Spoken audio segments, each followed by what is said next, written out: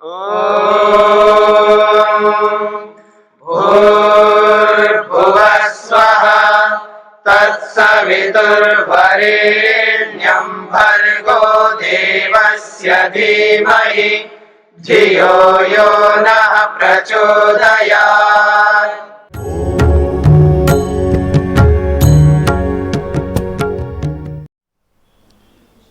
हाँ जी, तो कहते हैं व्रतानि संति खलु अहिंसादय पंचा। व्रत जिसको कहते हैं वो अहिंसा आदि 5 प्रकार के व्रत हैं।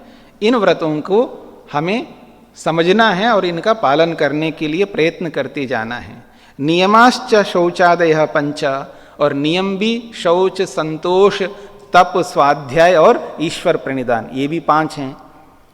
तेषाम लंघनात्, यदि इन व्रतों का और इन नियमों का जब उल्लंघन करता है व्यक्ति, इनका त्याग करता है व्यक्ति, इनका पालन नहीं करता है, तो अनर्थक्यम, अनर्थकत्वम प्रसज्जेत, अनर्थकता होती है, यानी अनर्थक ही होगा, यानी व्यक्ति आगे उन्नत नहीं हो सकेगा। जो व्यक्ति व्रत का पालन नहीं करता वह व्यक्ति कभी भी अपने लक्ष्य की ओर आगे बढ़ नहीं सकता। मेरी बात को समझने का प्रयत्न करना। अथवा जितना अंश पालन करता है, जितने जितने अंश में व्यक्ति इन व्रतों का पालन करता है, इन नियमों का पालन करता है, उतने उतने अंश में ही आगे बढ़ेगा, उससे अधिक आगे बढ़ नहीं सकता। ये तो ईश्वर की व्यवस्था है। जैसा कर्म, जितना कर्म, जिस क्वालिटी का कर्म, उसी क्वालिटी के अनुसार, उसी रूप में उतना ही फल आपको मिलेगा, न उससे ज्यादा मिलेगा न कम मिलेगा, क्योंकि ईश्वर न्यायकारी है। कहते हैं यथा लोके व्रतनियम भंगी खलु अनर्थम भजते, जैसे लोक में व्रतों का, नियमों का उल्लंघन करने वाला व्यक्ति जो है, व्रत नियम भंगी यानी व्रतों या नियमों का भंग करने वाला व्यक्ति, खलु अनर्थम भजते, अनर्थ को प्राप्त होता है। लोक व्यवहाराच्यवते, लोक व्यवहार से वो भ्रष्ट हो जाता है, लोक व्यवहार से वो चूक जाता है, लोक में उसको अच्छा नहीं मानते। इसने पैसा दिया और उसने पैसा लौटाया नहीं है, जब लौटाने की बात कही तब लौटाया नहीं है, तो अपने आप लोक में पता लगता है उसके बारे में, वो लोक से च्युत हो जाता है, बहिष्कृत हो जाता है, उस पर कोई विश्वास नहीं करता, दोबारा उसको कोई पैसा नहीं देगा, क्योंकि ये वचन दे करके निभाता नहीं है। जब ये पता लग जाता है लोगों को, तो फिर उस पर विश्वास कोई नहीं करेगा, तो अनर्थ हुआ ना उसके लिए, दुख मिलेगा ना उसके लिए, यही बात कही जा रही है। न सो अर्थ फल भाग भवती, वो अपने प्रयोजन को पूरा करने वाला नहीं बन सकता।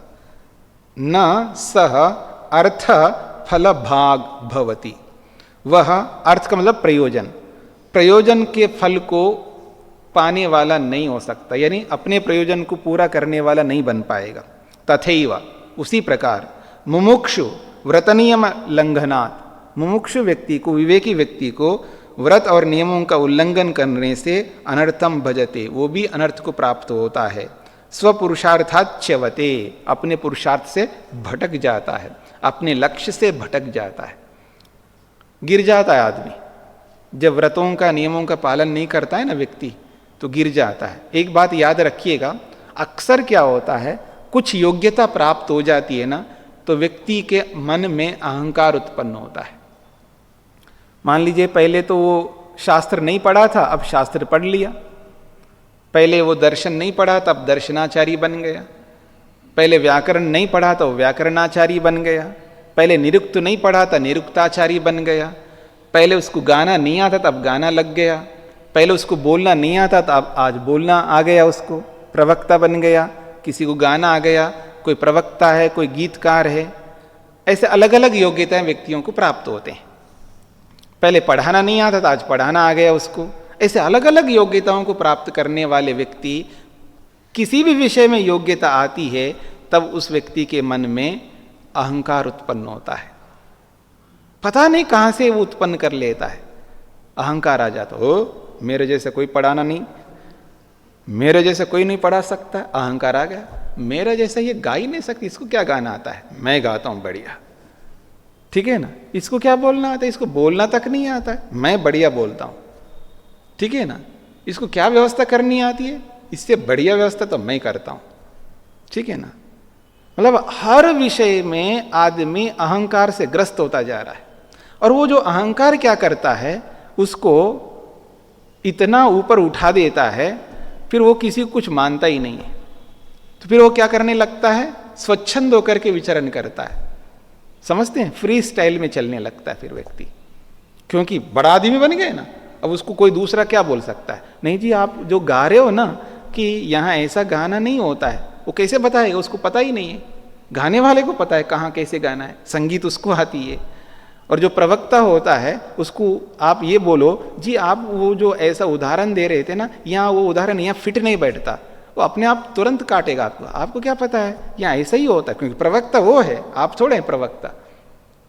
तो प्रवक्ता जो है वो आपको आगे आने नहीं देता है, आपको दबा के रखता है। गीतकार आपको दबा के रखता है, प्रवक्ताकार आपको दबा के रखता है, अध्यापक आपको दबा के रखता है, गुरु आपको दबा के रखता है, सब दबा के रखते हैं, क्योंकि उनके पास योग्यता है, सामने वालों के पास वैसी योग्यता नहीं है।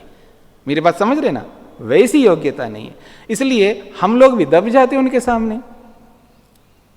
मान लीजिए मैं इंजीनियर से पूछूं कि जी ये जो सॉफ्टवेयर का काम आप करते हो ना, पर ये सॉफ्टवेयर में यहाँ ऐसा नहीं होता है, वो तुरंत आपको, देखो बाबा जी आपको सॉफ्टवेयर के बारे में क्या पता है, यहाँ ऐसा होता है, हमने तो सारा जीवन इसमें लगाया, तो अब मेरे को क्या करना पड़ेगा, चुप रहना पड़ेगा, ठीक है ना।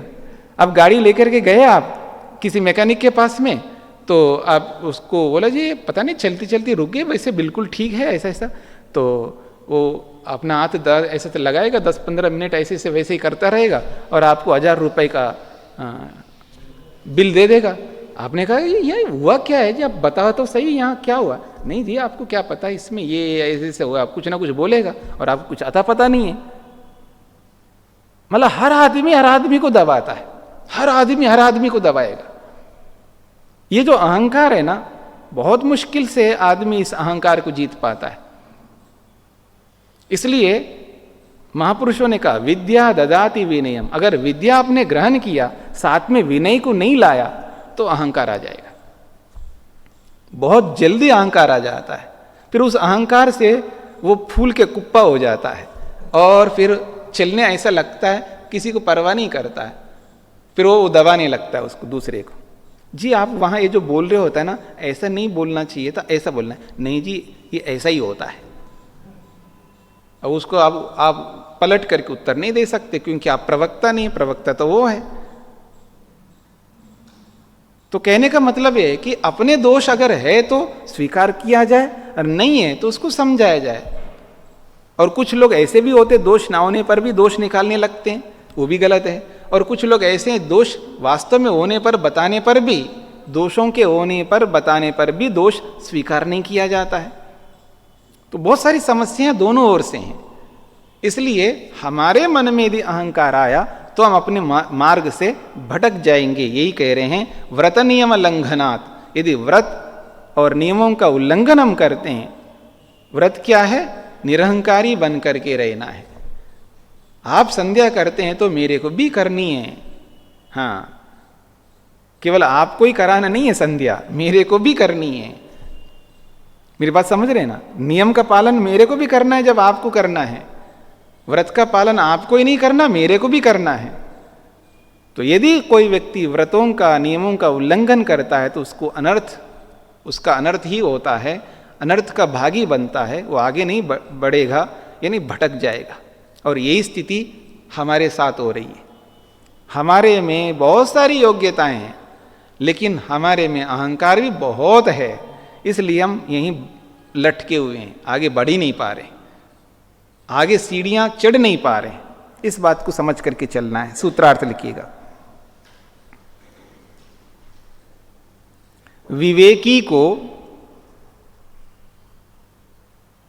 विवेकी को अहिंसा आदि व्रतों,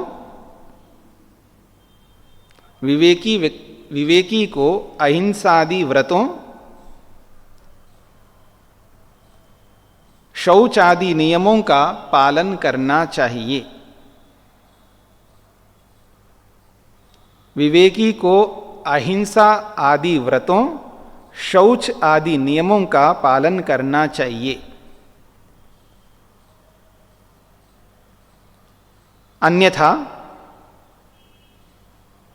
अन्यथा अपने प्रयोजन से भटक जाएगा। अन्यथा अपने प्रयोजन से भटक जाएगा।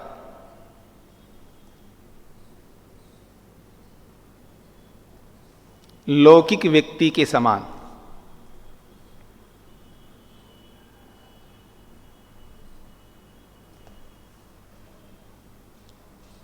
हाँ जी, नियमों का तो पालन करना ही है। न केवलम व्रत नियमानाम लंघनादेव अनर्थम भजते। केवल नियमों व्रतों का पालन ना करने से ही अनर्थ नहीं होता है। पालन तो आप करते जा रहे हो, उल्लंघन नहीं कर रहे हो, लेकिन कई बार व्यक्ति क्या करता है, भूल जाता है, विस्मृत कर लेता है। तो भूलने से भी अनर्थ होता है। पालन ना करने से तो अनर्थ होता ही होता है, लेकिन भूल जाने से भी अनर्थ होता है। इस बात को लेकर के समझाए जा रहे हैं। तद विस्मरणे अपि भेकीवत। तद विस्मरणे, व्रत नियमानाम विस्मरणे अपि, व्रतों और नियमों का जब व्यक्ति विस्मरण करता है यानी भूल जाता है, तो भेकीवत अनर्थ भाग भवती। भेकी के समान, भेकी कहते हैं मेंढक को, मेंढक के समान वो अनर्थ का भागी बन जाता है। मेंढकों में एक नियम है, भेका नाम अर्थात मंडूका नाम वर्षांतम यावद वर्षम नैसर्गिकम व्रतम मौनम नियमश्च गुप्त निवासः। कह रहे हैं मेंढकों का एक नियम है, एक व्रत है, वर्षांतम, वर्ष पर्यंत, यावद वर्षम नैसर्गिकम, जब तक नैसर्गिक स्वाभाविक रूप से जब तक वर्षा नहीं होती है तब तक उनका व्रत है क्या, मौनम, मौन रहना। और नियमश्च, और नियम क्या है, गुप्त निवासः, गुप्त निवास में रहना है, छुप करके रहना है, ये नियम है उनका, और मौन रहना ये व्रत है उनका। वर्षासु ही भाषणम बहिरागमनम च तेषां भवति न पूर्वम। कहते हैं बरसात में ही उनका बोलना और उनका बाहर निकलना होता है, वर्षा से पहले नहीं। ठीक है जी। उक्तम ही वेदे, वेद में कहा भी है, ऋग्वेद का मंत्र है, संवत्सरम शशयाना ब्राह्मणा व्रतचारिणः वाचम पर्जन्य जिन्विता प्रमंडुका अवादिषु। ये ऋग्वेद का मंत्र है, 7वें मंडल का 103 सूक्त का पहला मंत्र है। कहते हैं संवत्सरम शशयाना ब्राह्मणा, ब्राह्मणा, ये जो ब्राह्मण हैं, ब्राह्मण कैसे होते हैं, संवत्सरम शशयाना, वर्ष भर शशयाना, अपने मौन में रहते हैं, अपने सत्संग में रहते हैं, अपनी उन्नति में लगे रहते हैं। क्योंकि व्रतचारिणा, अपने व्रतों का आचरण में लगे रहते हैं, अपने अनुष्ठान में लगे रहते हैं, अपनी उन्नति में लगे रहते हैं। पर्जन्य जिन्विता वाचम प्रमंडुका अवादिषु। फिर पर्जन्य जिन्विता, जब पर्जन्य होने लगता है यानी बरसात होने लगती है, तो वर्षा के कारण जिन्विता, वो तृप्त होकर के, वर्षा को देख करके तृप्त होकर के, वाचम, अपनी वाणी को,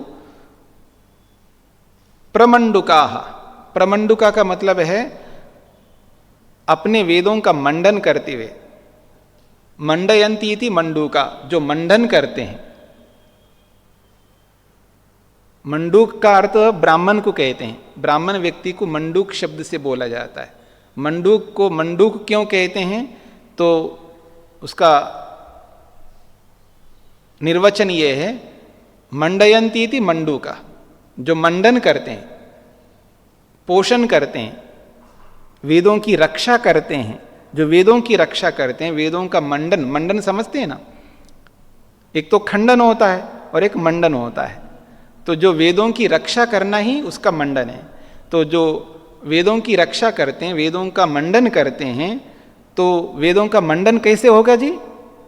वर्षा के काल में गृहस्थ लोग जो है थोड़ा सा सांस लेते हैं, मतलब काम धंधा जो है उनका थोड़ा कम हो जाता है बरसात में।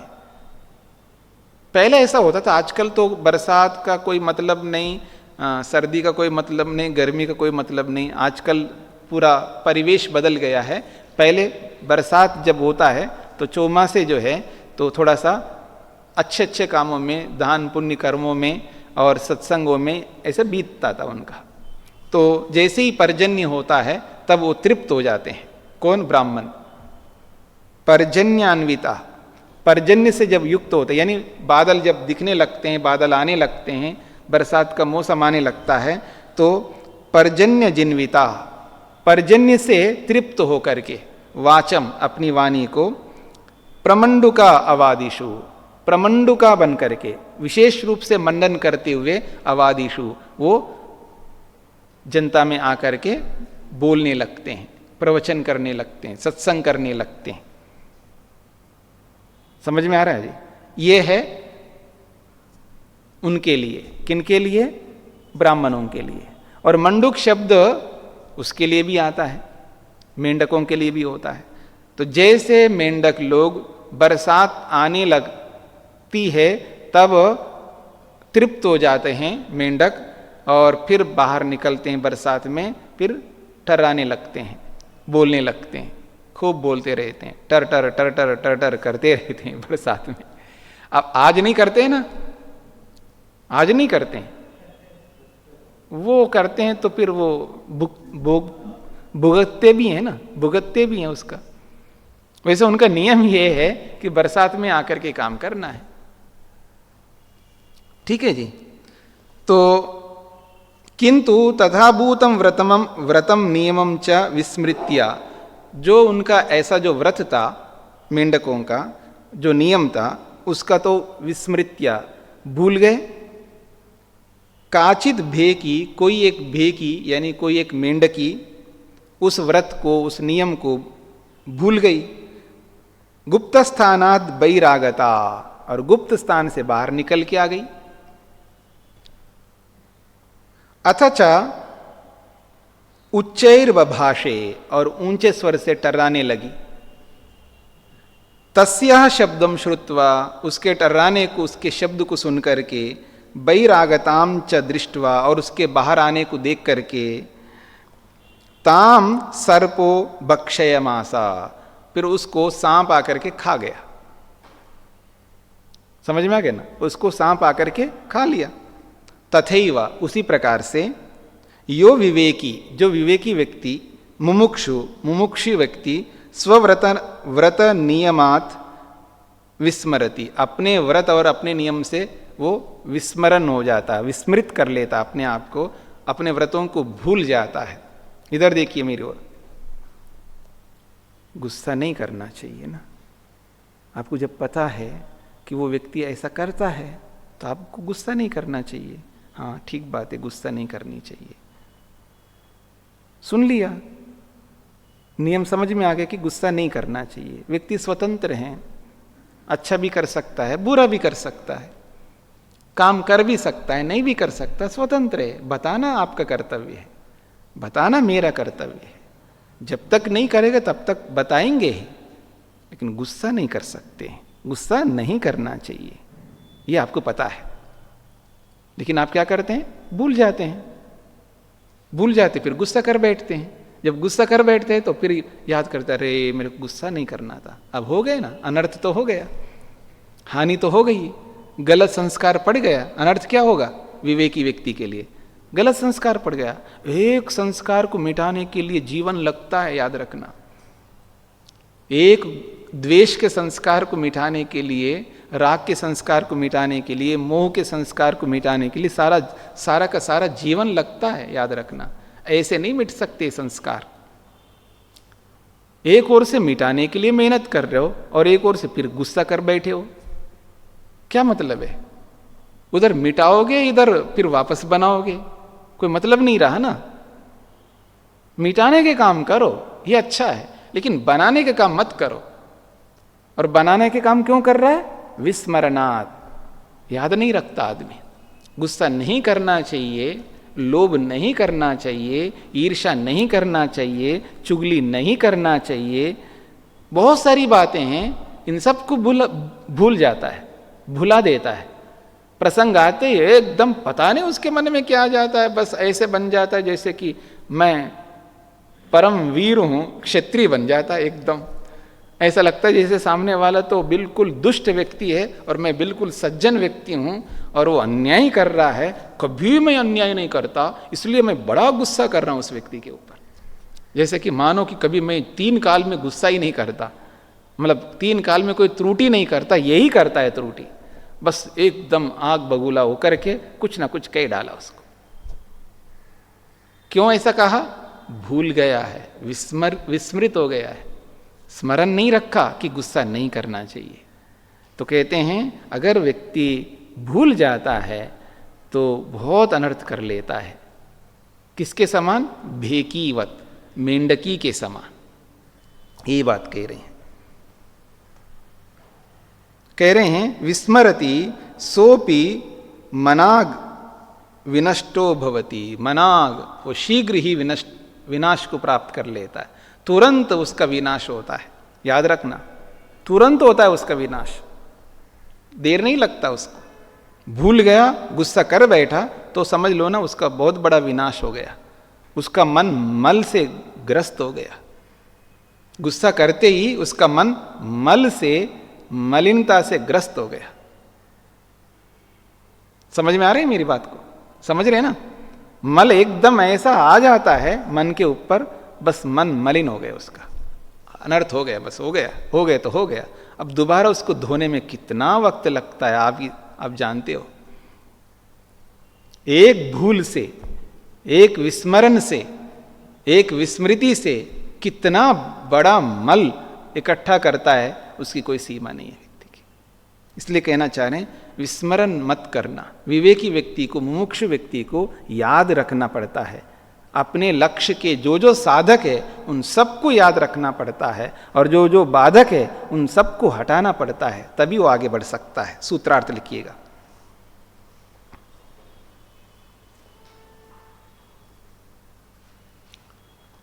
उन व्रतों और नियमों को भूल जाने पर, उन व्रतों व नियमों को भूल जाने पर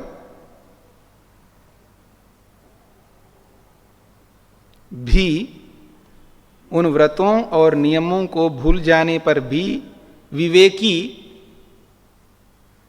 विवेकी अपने लक्ष्य से भटक जाता है। विवेकी अपने लक्ष्य से भटक जाता है।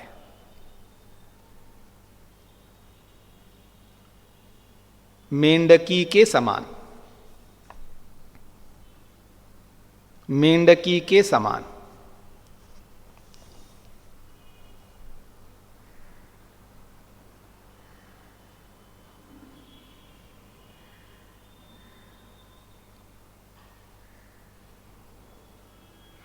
हाँ जी, अब इन्हीं 2 सूत्रों को अलग व्याख्या के रूप में प्रस्तुत कर रहे हैं दोबारा। इन्हीं 2 सूत्रों को, 15वें और 16वें सूत्र को पुनः प्रस्तुत कर रहे हैं। 15-16 सूत्रयोर अर्थः, 15वें और 16वें सूत्र का जो अर्थ है, 15 सूत्रे, 15वें सूत्र में अनिरुद्ध पाठम अवलंब्य, अनिरुद्ध जो भाष्यकार हुए हैं ना, उस अनिरुद्ध भाष्यकार के पाठ के अनुसारण करके हमने अर्थ किया है। येषो अस्ति विज्ञान भिक्षु भाष्यानुसारता। और आगे जो हम करने जा रहे हैं ये विज्ञान भिक्षु के अनुसार व्याख्या कर रहे हैं। तो विज्ञान भिक्षु भाष्यानुसारता पाठम आश्रित्य तयोर व्याख्या मार्गः प्रदर्श्यते। तो विज्ञान भिक्षु भाष्यकार के पाठ को अनुसरण करते हुए इन दोनों सूत्रों की व्याख्या अलग प्रकार से की जा रही है। पहले जो व्याख्या की है इन दोनों सूत्रों को, 15वें 16वें सूत्रों की व्याख्या, वो अनिरुद्ध व्यक्ति के भाष्य के अनुसार किया है। अब विज्ञान भिक्षु के भाष्य के अनुसार करेंगे। विवेकिना मुमुक्षुना कृतनियम पारायणेन भवितव्यम। विवेकी व्यक्ति को, मुमुक्षु व्यक्ति को कृतनियम पारायणेन भवितव्यम, जिन्होंने नियम ले लिया है तो लिए हुए नियमों का पालन करने वाला बनना चाहिए। इस बात को उच्चते कहते हैं। कृतनियम लंघनात् अनर्थक्यम लोकवत्। कृतनियम लंघनात् अनर्थक्यम लोकवत्। पाठ में अंतर है ना, पहले तो था व्रतनियम लंघनात् था, और यहाँ है पाठ है कृत नियम लंघनात्। किए हुए नियम का उल्लंघन करने से, आपने जो जो नियम कर लिया अपने लिए, मेरे को 2 ही समय खाना है, मेरे को 3 समय खाना है, मेरे को इतने बजे उठना है, ऐसे बहुत सारे नियम करता है ना व्यक्ति, अपने अपने नियम बहुत सारे करता है। तो कह रहे हैं किए हुए नियमों का उल्लंघन करने से अनर्थ होता है लोक के समान। यह खलु विवेकिने मुमुक्षवे शास्त्रे नियमो निर्दिष्टः सो अवश्यम धारणीय पालनीयश्च। यह खलु विवेकिने, जो विवेकी के लिए, मुमुक्षु व्यक्ति के लिए शास्त्र में जो जो नियम निर्देश किए गए हैं, उन नियमों को अवश्य ही विवेकी व्यक्ति को पालन करना चाहिए। ये न ही सह नियमकृतः धारितः, जिससे वो नियमकृतः, वो नियम लिया हुआ बन जाता है, नियमों को धारण किया हुआ बन जाता है। यदि स लंघयेत तम, यदि वो उस नियम का उल्लंघन कर ले, तर्हि तब तो तस्य कृतस्य नियमस्य लंघनात् उल्लंघनात्, उस किए हुए नियम का उल्लंघन करने से, त्याग करने से अनर्थक्यम व्रजेत, वो अनर्थता को प्राप्त कर लेगा। कैसे? लोकवत, लोक के समान। यथा, उदाहरण दे के समझा रहे हैं, जैसे लोके यह स्वास्थ्य लाभाय कृतम नियमम उल्लंघयेत, जो अपने स्वास्थ्य के लाभ के लिए, अपने स्वास्थ्य के लिए कोई व्रत ले लिया, उसने नियम ले लिया। मान लीजिए कोई डायबिटिक व्यक्ति है, जिसको डायबिटीज है, उसने एक नियम ले लिया, मेरे को बहुत डायबिटीज है। 2 प्रकार के डायबिटीज होते हैं ना, ए टाइप का और बी टाइप का। कुछ लोग इंसुलिन लेते हैं, कुछ लोग टैबलेट लेते हैं, ठीक है ना। मान लीजिए कोई इंसुलिन लेने वाला नियम लेता है, उसको बहुत बार, 3-3 बार लेना पड़ता है किसी किसी को। कोई 1 बार लेता है, कोई 2 बार लेता है, कोई 3-3 बार इंसुलिन लेता है। उसने नियम लिया है कि एक तो शरीर मोटा है बहुत ज़्यादा, मैं बहुत ज़्यादा ओवरवेटेड हूँ, बहुत फैट है शरीर में, बहुत चर्बी बढ़ी हुई है, बहुत वजन है, चलने फिरने में दिक्कत आ रही है, सांस फूलता है, जब थोड़ा ज़्यादा चलता हूँ तो परेशान हो रहा हूँ, और ऊपर से डायबिटीज इतना परेशान कर रहा है, 3-3 बार मेरे को इंसुलिन लेना पड़ रहा है। अब उसने नियम लिया है कि अब जो है कोई भी मिठाई है, कोई भी मीठी चीज़ है जिसमें कार्बोहाइड्रेट है, उसको मैं हाथ नहीं लगाऊंगा, ऐसा उसने नियम ले लिया। समझ में आ रहा है ना? किसके लिए? अपने स्वास्थ्य के लिए नियम ले लिया। अब नियम लेकर के उसका उल्लंघन कर दें, अब सब लोग फोर्स कर रहे हैं, और आप भी कोई कम नहीं होते हैं, आप भी कम नहीं होते हैं, आप फोर्स करते हो उसको, आग्रह करते हो उसको, नहीं नहीं थोड़ा खा लो ना, बस थोड़ा, उसमें क्या फर्क पड़ता है, कोई बात नहीं है। मतलब फर्क नहीं पड़ता, देखो उसको ऐसे फोर्स करते हैं, अपने राग से, अपने मोह से उस व्यक्ति को दुख देते हैं हम लोग, फोर्स करते उसको और खिला देते हैं। और खिला देते तो ऐसा खिला दिया, अब वो आदमी तो आदमी है, थोड़ा कहाँ खाएगा आदमी, जब अब खा ही लिया है तब पूरा ही खा लेता हूँ, ऐसे सोचता आदमी कई बार। हम दंगल में उतर गए तो पूरा उतर जाओ ना, थोड़ा बहुत क्या उतरूं। तो कई बार वो अब थोड़े के चक्कर में बहुत कुछ खा ले जाता है। एक हमारे विशेष व्यक्ति थे यहाँ पर, उनको खिलाने में बहुत शौक, खाने और खिलाने में बहुत शौकीन थे वो, अब तो नहीं रहे, खाने और खिलाने में बहुत शौकीन थे। तो वो डायबिटिक भी थे, तो बनवाते थे भोजन बढ़िया, और वहाँ उनका काम था वहीं बैठ करके बनवाते थे। और मिठाइयाँ बनती होती है, तो कभी बीच में हम जाकर के देखते थे क्या हो रहा है, क्या बन रहा है। तो जैसे देखा तो वो खाते हुए दिख रहे थे, जब भी देखो खाते हुए दिखते थे, मिठाई ऐसे कुछ खा रहे हैं। तो हम पूछते क्या कर रहे हो, तो नहीं बस चख रहा हूं, मैं चख रहा हूं कैसा बना है। वो भले आदमी एक बार थोड़ा चखते थे, कई बार चखते थे, चख करके वो आधा किलो, पौन किलो, 1 किलो मिठाई खा जाते थे।